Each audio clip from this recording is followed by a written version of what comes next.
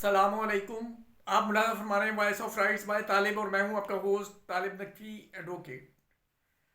ناظرین, آج ایک بڑی خبر ہم نے دینی ہے جو کہ اس کی اہمیت جو ہے وہ بھی ہم اجاگر کریں گے. اور یہ میں بتا دوں کہ ایک تھوڑا سا ہم نے رائے پوچھی تھی کہ آپ بینک الفلاح کی سروسز سے مطمئن ہیں, تو غالب اکثریت نے یہی کہا ہے, ہمیں کومنٹس کے ذریعے بھی اور ہمیں فون وغیرہ اور میسیجز وغیرہ کے ذریعے بھی. تو یہ بات خوش آئند ہے. تو آج ایک بریکنگ نیوز جو ہے جس کے لیے ہم نے یہ آپ کے سامنے جو ہے نا وہ پیش کرنے جا رہے ہیں, جس کے لیے ہم نے یہ ویلاگ کیا. ناظرین, جیسا کہ آپ جانتے ہیں کہ ای او بی آئی کے پینشنرز جو ہیں وہ کافی عرصے سے جدوجہد کر رہے ہیں کہ ہم سے انصاف کیا جائے. ویسے تو مین مطالبہ جو ہے وہ پینشن انکریز کا ہے, لیکن ایک بڑا مطالبہ جو ہے وہ کچھ یوں ہے کہ ویسے تو میچنگ گرانٹ بھی ایک مسئلہ ہے. وہ جو ہم بیان کرنے جا رہے ہیں آپ سے کہ ان کا یہ مطالبہ ہے کہ اگر کوئی کسی کی 5 سال یا سے لے کے 7 سال تک سروس ہے تو اسے جو ہے صرف گرانٹ دے کر تنخواہ نہ دیا جائے, بلکہ اسے پرپورشنیٹلی پینشن دی جائے.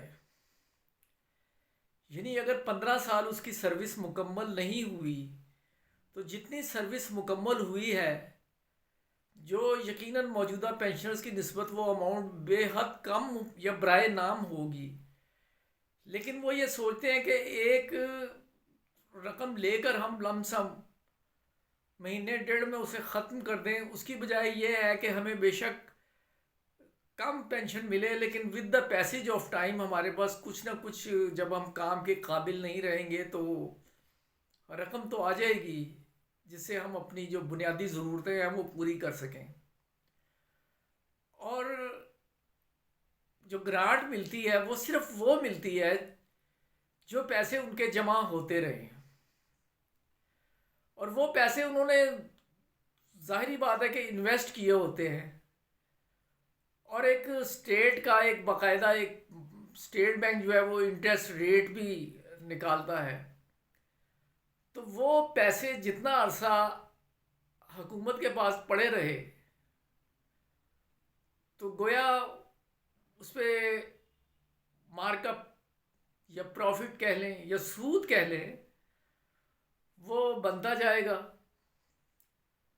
اور پھر انہیں رقم جو دینی چاہیے وہ بھی اگر پینشن منتھلی نہیں بھی دی جاتی تو وہ رقم جو دی جاتی ہے وہ صرف ایسے ہی ہے کہ جو آپ کا پیسہ جمع ہوا ہے, بے شک وہ ہمارے پاس 2 4 5 سال 7 سال رہا ہے, اس پہ پروفٹ وغیرہ کوئی نہیں ملنا, بلکہ آپ اپنی امانت لیں اور گھر جائیں. یہ ناانصافی ہے.